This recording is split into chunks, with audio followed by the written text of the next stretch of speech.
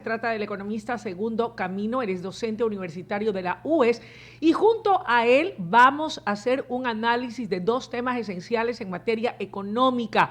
Y aquí queremos aprender, él lo explica de manera muy didáctica y vamos a poder comprender el alcance de cada una de las decisiones políticas que se toman en materia económica. Qué gusto que nos acompañe, Segundo, buenos días y bienvenido. Hola, buenos días, muchísimas gracias por la invitación. Bueno, el día de ayer, con 78 votos a favor, el bloque oficialista de ADN, con el apoyo de sus aliados, logró la aprobación de lo que se conoce como la Ley de Fundaciones o la Ley de Transparencia Social que enviara el Ejecutivo con carácter económico urgente. La pregunta es, ¿cuál es el alcance de esta ley tal y como ha sido aprobada la tarde de ayer por el Poder Legislativo?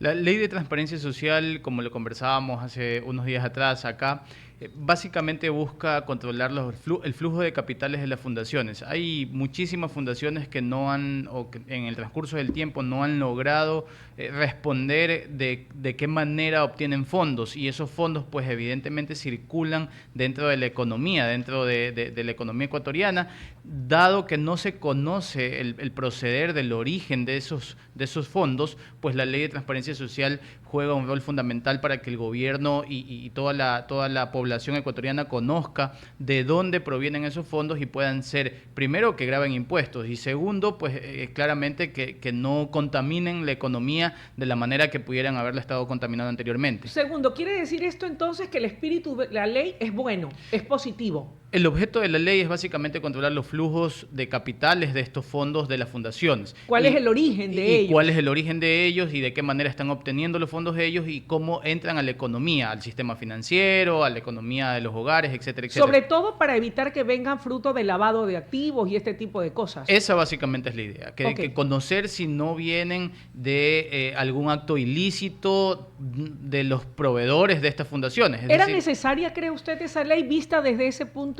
Vista desde ese punto, por supuesto que era necesaria. Básicamente lo que buscamos con esto es controlar esos fondos. Entonces, para mí es un gran paso del gobierno porque no podemos tener entidades y actores dentro de la economía y de la política que no sepamos de dónde provienen sus fondos. Bien, si la ley es tan buena, si tiene este punto a favor en el que yo coincido, conocer de dónde es el origen de los capitales o recursos que reciben, ya sea como aportes, como donaciones o porque los generan de manera propia las fundaciones, ¿cómo es que la oposición el día de ayer hablaba de que definitivamente esta ley no tenía razón de ser porque de acuerdo a quienes han hecho observaciones a la ley, entre esos Alfredo Serrano, asambleísta del Partido Social Cristiano, decía que era una metida de mano al bolsillo de las empresas? Dice que no es posible que se quiera o se pretenda acceder a través de nuevos impuestos a tomar los recursos de las utilidades de las empresas, los cuales va a perjudicar, porque dicho sea de paso, y aquí tuvimos al presidente de la Cámara de Comercio de Guayaquil en su momento, el ingeniero González, decía, esos recursos de utilidades que se generan por parte de las empresas, en su mayoría de casos se los utiliza o se los reinvierte dentro de la misma empresa para crear más plazas de trabajo, así que tiene una afectación directa. ¿Es cierto? ¿Tiene fundamento estos argumentos? Bueno, el bloque de RC y el bloque del Partido Social Cristiano fueron los que votaron en contra de esta ley. Y bueno, el Partido Social Cristiano justifica su votación bajo la idea de lo que tú mencionas, donde dentro de la ley sí hay un par de articulados que mencionan de que los dividendos que no sean reinvertidos dentro de las sociedades anónimas, pues deberán gravar un porcentaje nuevo de impuestos. ¿Esto no atenta al derecho de la libre empresa y hacer con los recursos que uno genera lo que uno desea hacer? Si los quiere guardar, los guarda, si los quiere reinvertir, los reinvierte, si los quiere sacar afuera, los saca. ¿No es atentatorio contra esa corriente capitalista, contra esa corriente de globalización? Lo que yo entiendo que le preocupa al Partido Social Cristiano y es básicamente que ese dinero que ya le queda a los accionistas de la compañía, ¿verdad? Una vez que ya han pagado todos los impuestos de ley hasta que se apruebe la ley, hasta que se aprobó la Ley de Transparencia Social, pues entonces los accionistas, sea la Junta de Accionistas los que decidan definitivamente si esa ganancia va a ser utilizada para reinvertirlo en inversión de la compañía o tenerlo ellos como ganancia de su propia rentabilidad. Y eso no dice la libre empresa, que uno puede hacer con su capital, los recursos, lo que uno considere pertinente mientras no haga nada malo. Eso definitivamente es el concepto de libre empresa, de libre ganancia, de rentabilidad que tienen los accionistas. Más allá de que en el tema de las tesis social cristianas es no a cero impuestos, no a ningún tipo de impuesto, creación de ningún tipo de impuestos. ¿Es un nuevo impuesto o no es un impuesto?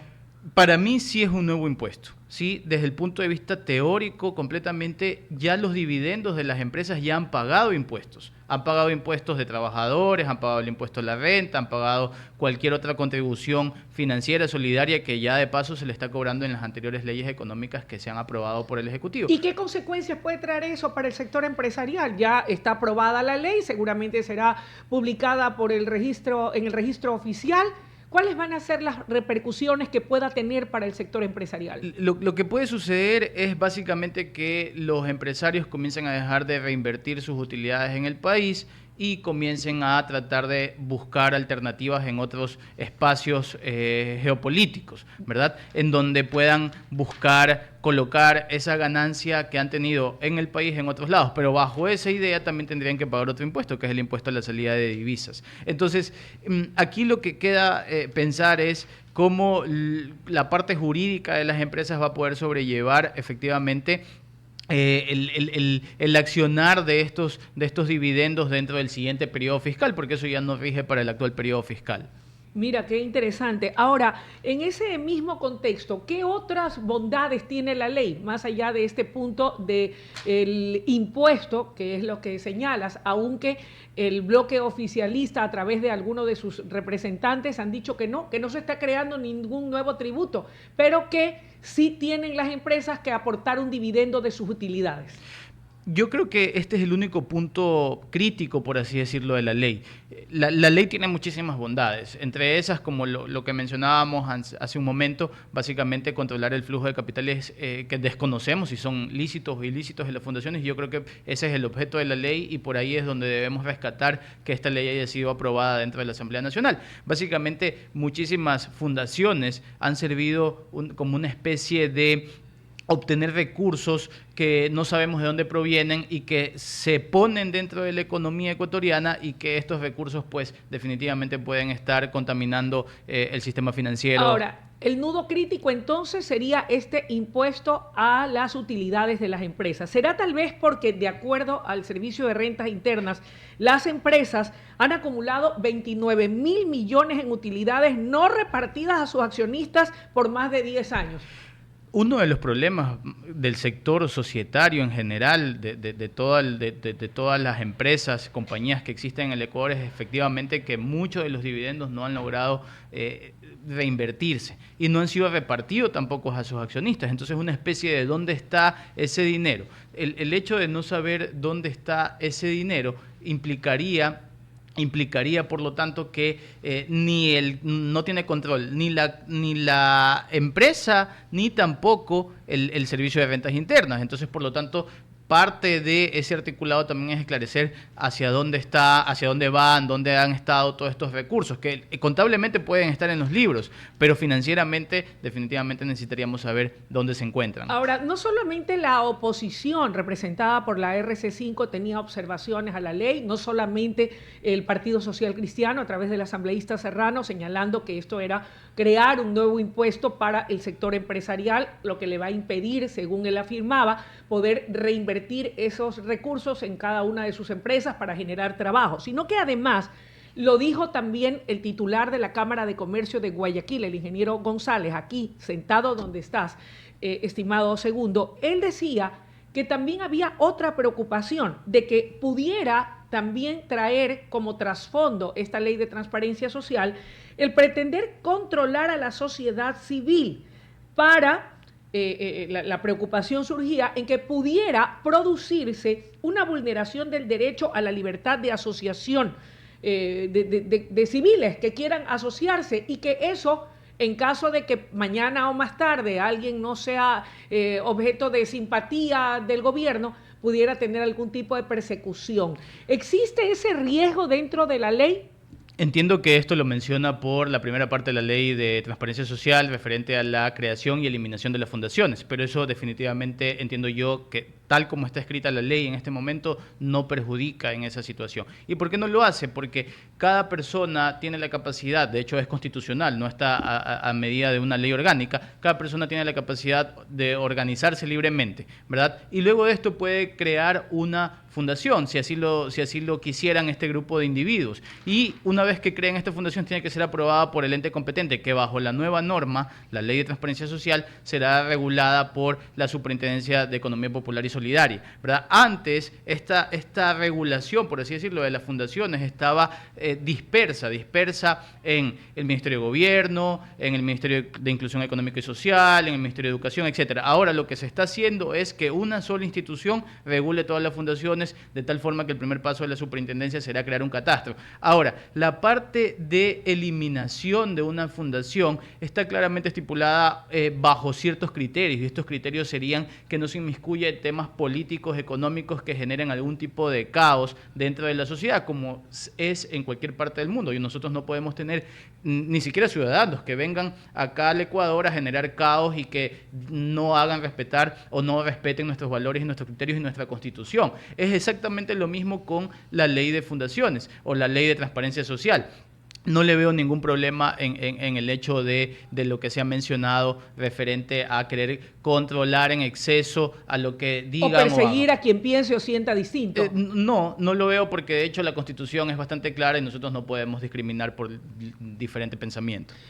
Segundo, como está concebida la ley, como fue aprobada, ¿consideras que tal vez pudiera darse más adelante algún tipo de impugnación ante la Corte Constitucional, como ya ocurrió con estas otras articulados de las leyes económico urgentes que han sido observadas y cuyos articulados han sido suspendidos por la Corte Constitucional? ¿O esta está bien estructurada, tiene unidad de materia y no va a tener ningún inconveniente? Me parece que esta ley, a diferencia de las otras, está mejor estructurada y está claramente vista de una vía económica. De tal forma, a mi parecer, creería que esta ley no va a sufrir de algún tipo de problema de impugnación ante la Corte Constitucional. En todo caso, si mañana o más tarde algún sector de la sociedad se siente perjudicado o afectado por la normativa que fue aprobada y una vez que sea publicada por el registro oficial, lo puede hacer. Lo puede hacer y será la Corte la que decida si pasa a revisión o no, tal como es el procedimiento constitucional legal. Ok, vamos a otro tema. El presidente de la República el 22 de agosto, como tú lo conoces, envió a la Asamblea la proforma presupuestaria del 2025, de lo que queda del 2025, en la que se prevé un monto total o global de 40.961 millones más menos. El legislativo tendrá 30 días para su análisis. Desde tu respetable punto de vista, ¿conviene aprobar esta proforma presupuestaria tal y como ha sido concebida y presentada al Poder Legislativo? La proforma presupuestaria representa en la actualidad un incremento del 19% referente a la proforma del año 2024. ¿Por qué?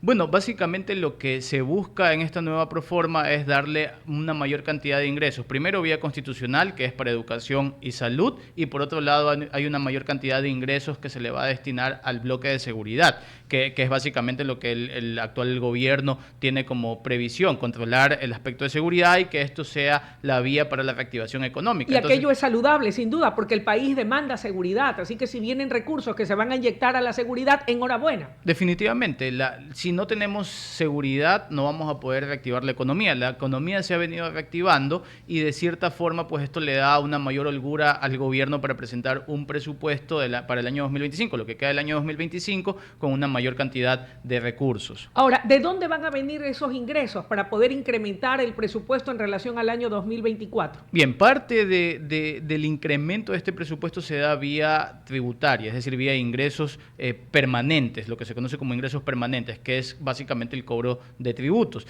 que como lo hemos visto, pues ha ayudado de cierta forma a obtener mayores recursos al gobierno central y también ha ayudado a contener de cierta forma la parte de seguridad y a mejorar la economía. Eso por un lado. Y por otro lado, básicamente es financiar el déficit fiscal, que está alrededor de 5.600 millones de dólares. ¿Podrá cubrir el déficit fiscal el gobierno?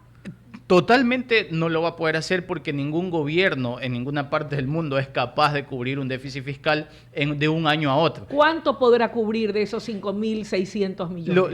Lo que se entendería es que el gobierno año tras año va a ir comenzando a tratar de disminuir ese déficit fiscal de una forma paulatina, porque tampoco puede hacerse cargo de un déficit fiscal que ha sido acumulado por gobiernos anteriores. Es decir, el actual presidente tampoco tiene la culpa de haber recibido un país con un déficit fiscal elevado, producto de los gobiernos anteriores, y que entonces él venga y decida cubrir ese déficit de la noche a la mañana. ¿Cuánto ha subido el déficit fiscal del año anterior a este año? Me parece... ¿Se mantiene en el mismo rango o ha incrementado? A ver, más o menos está en el mismo rango. Hay un ligero incremento del año 2024 con el año 2025 que representa más o menos unos 400, 500 millones de dólares, que realmente si lo vemos en números pareciese bastante, pero porcentualmente con respecto al Producto Interno Bruto es un aumento bastante pequeño. Ahora, segundo, tú me indicabas que a través de tributos se va a empezar a obtener recursos que financien el presupuesto. ¿De dónde más vamos a obtener financiamiento para el presupuesto del 2025 y poderlo cubrir? De los ingresos petroleros, que básicamente aquí es donde está la preocupación y el gobierno lo reconoce en su informe de la proforma presupuestaria. El gobierno no solamente presenta una tabla de presupuesto, sino presenta un informe bastante amplio donde especifica por qué va a tomar cada acción referente a incrementos o decrementos de algún tipo de cuenta. Y básicamente el tema de los ingresos petroleros es lo que realmente le preocupa al gobierno porque ha habido varios problemas con la producción petrolera que todavía no han logrado ser superados y que difícilmente veo yo que se superen hasta finales del año 2025. Sin embargo, el gobierno es bastante cauto en esto y reconoce este problema y tira a la baja su ingreso petrolero, es decir, ya lo presupuesta de esta forma, siendo bastante honesto, al menos en la planificación presupuestaria. Esto implicaría entonces que al no tener suficientes recursos vía producción y exportación de petróleo, ¿habría otras alternativas? ¿Más endeudamiento?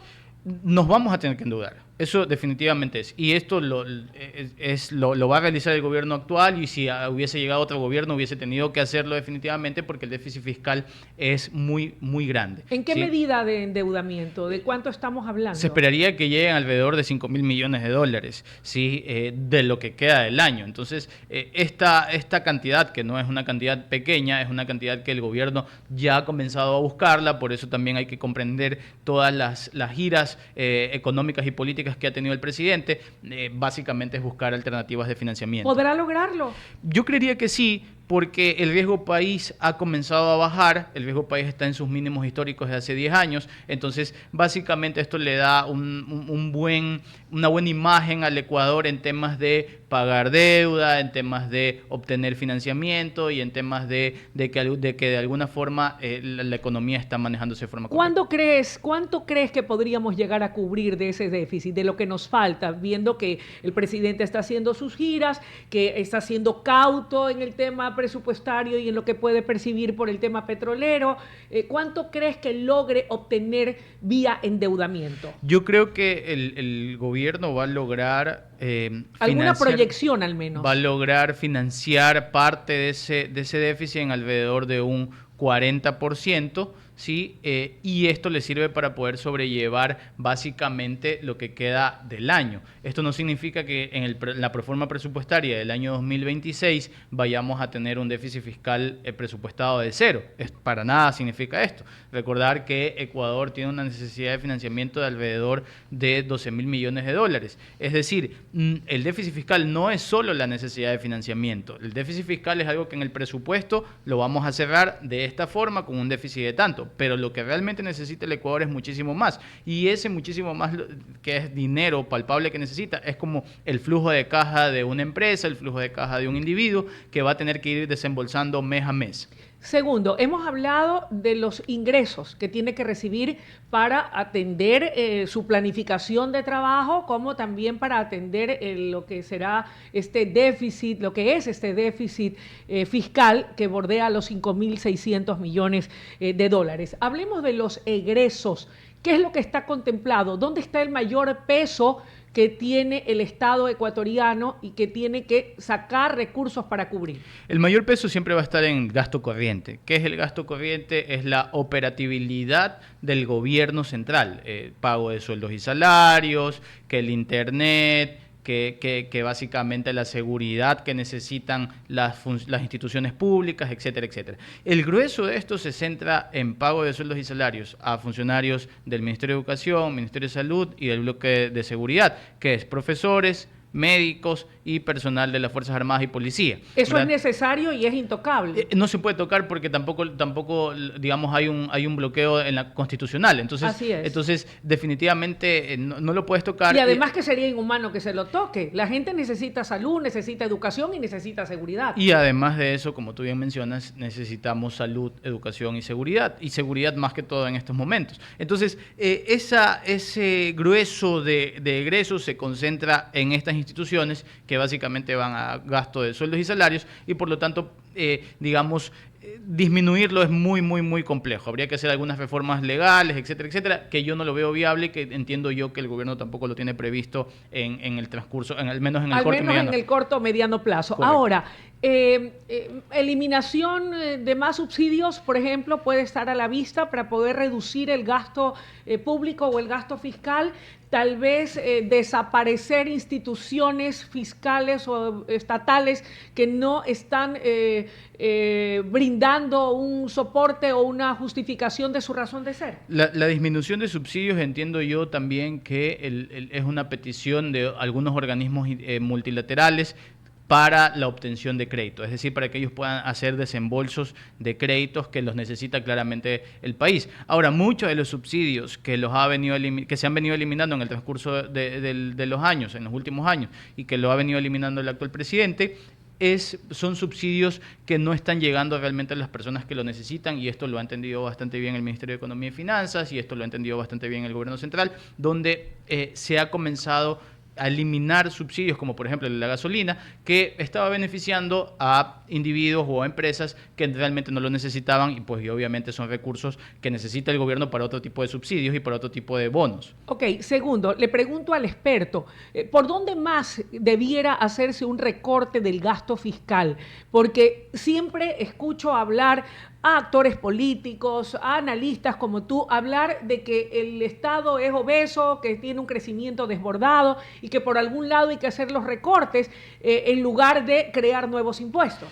Yo creo en este momento que el gobierno ya está agotando todas sus medidas de recortes. Ya lo hemos visto con la salida de algunos funcionarios, de una gran cantidad de funcionarios públicos, debido a la penúltima ley económica urgente y su reglamento que le permitió al gobierno poder tomar estas medidas. Sin embargo, creo que todavía se puede hacer algo más en la parte subsidiaria, en la parte de subsidios. Yo creo ¿Qué propones? El gobierno por ahí puede tener el espacio para eliminar subsidios que tengan que ver con el tema energético, que es donde básicamente también todavía hay problemas de inclusión a individuos y empresas que se están beneficiando de subsidios de la electricidad y que básicamente ha sido un problema en los últimos años donde hemos tenido problemas de estiaje. O estos gastos onerosísimos en contratos colectivos de los sectores eléctricos. Definitivamente, es decir, hay temas laborales también que deberían tocarse y que, pues bueno, la ministra de Trabajo, y bueno, no sabemos si va a continuar porque también está en una terna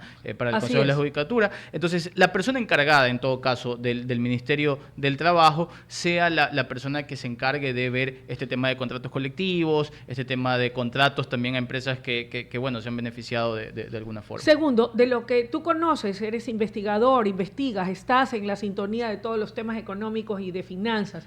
¿Cuánto es lo que se destina del presupuesto del Estado anualmente, más o menos, para los sectores de la educación y de la salud? Hemos visto, y no es un secreto para nadie, que en estos momentos hay una situación de nudos críticos, por utilizar los términos que utilizó el señor ministro de Salud, que apenas tiene un mes, 11 o 12 días en el cargo, y en realidad él considera que no debiera llamárselo crisis, menos emergencia de salud, como están reclamando, pidiendo algunos sectores, pero hay nudos críticos en determinados sectores y en determinados hospitales o casas de salud del sector público. ¿Cuánto es lo que se destina del presupuesto hacia la salud y exactamente cuánto es y por qué no se puede mejorar o subir? Entre salud y educación tienes más del 45% del Producto Interno del presupuesto, perdón. ¿Es ¿Sí? posible incrementarlo? Tú lo puedes incrementar, lo que no puedes es disminuirlo. Ahora, el problema que yo veo que se está generando en el área de salud puede darse por dos situaciones puntuales, ¿no? La primera es que efectivamente el dinero esté esté presupuestado y también esté en la caja del Ministerio de Salud y obviamente el Ministerio de Economía y Finanzas lo haya designado de esa forma. Cuando tienes el dinero en el papel, es decir, en el presupuesto, y lo tienes en la caja, tú puedes utilizarlo y va a depender de la gestión pública que realicen los encargados de la coordinación administrativa financiera, digamos, las disposiciones también del ministro y de sus encargados, ¿verdad? Y básicamente gastar.